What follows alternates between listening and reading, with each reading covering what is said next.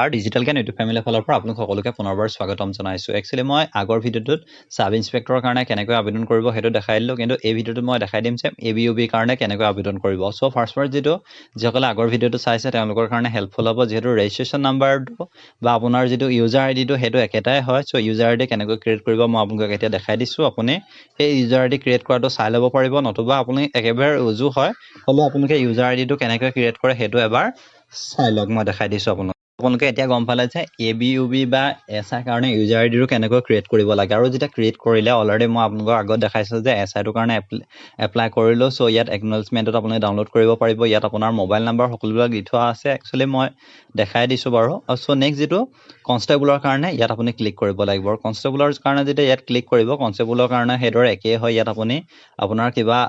document আছে নি হেখিনি হদিছে যদি আছে ইয়েস যদি নাই নো ইয়াত হোম গাৰ্ডৰ সাৰ্টিফিকেট যদি আছে ইয়েস তেতিয়া আপলোড কৰিব লাগিব যদি নাই নো ভিডিপি যদি আছে ইয়েস যদি নাই নো তাৰপিছত আপোনাৰ এফএমএমও যদি আছে নেকি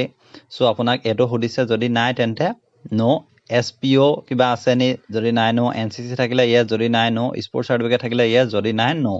নেক্সট সেভ এন্ড প্ৰসিডত ক্লিক কৰিব আৰু সেভ এন্ড প্ৰসিডত ক্লিক কৰা মাত্ৰ ইয়াত লাভ যে ফাৰ্স্ট আপুনি কোনটোৰ কাৰণে এপ্লাই কৰে কনষ্টেবল আৰ্ম ব্ৰাঞ্চ নে আনআৰ্ম ব্ৰাঞ্চ দুইটাৰ কাৰণে যদি এপ্লাই কৰে সো আপুনি ইয়াত ক্লিক কৰিব আনআৰ্ম ব্ৰাঞ্চ ধৰিলো তাৰপিছত এটো আৰ্ম ব্ৰাঞ্চ যদি নকৰে তেন্তে ইয়াত নকৰিলে হ'ব সো দুইটা কৰিম সো দুইটাতে ক্লিক কৰিছো সেভ এন্ড নেক্সটত ক্লিক কৰিম সেভ এন্ড নেক্সটত ক্লিক কৰা মাত্ৰ ফাৰ্স্ট প্ৰিফাৰেন্স কি দিব আপুনি সো যেহেতু মই ফাৰ্স্ট প্ৰিফাৰেন্স আনআৰ্ম ব্ৰাঞ্চ দিলো সেকেন্ড প্ৰিফাৰেন্স দিলো আৰ্ম ব্ৰাঞ্চ সেটো আপোনাৰ কথা আৰ্ম ব্ৰাঞ্চটোত আপুনি আগে দিব পাৰে আৰ্ম ব্ৰাঞ্চত ভ্যাকেন্সি বেছি থাকে আৰু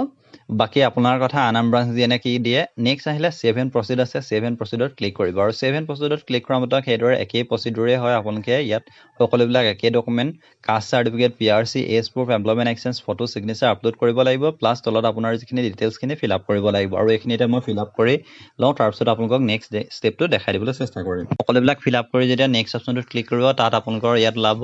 10ত কিমান পাইছিলে 12ত কিমান পাইছিলে বা আপুনি গ্ৰেজুৱেচনত কিমান পাইছিলে সকলোবিলাক যেহেতু মই অলৰেডি আগত ফিল আপ কৰি থোৱা আছে হলো আপুনি ইয়াত ভিউ কৰিকে নিজৰ ডকুমেন্ট খিনি আছে নে নাই চাই ল'ব পাৰিব ইয়াত আপোনাৰ মাৰ্কছটো দিব কিমান পাইছে 10 12 সকলোবিলাক আপুনি ইয়াত চাই ল'ব পাৰিব নেক্সট যেটো সেভ এন্ড নেক্সট অপচনটো আছে সেভ এন্ড নেক্সটত ক্লিক কৰিব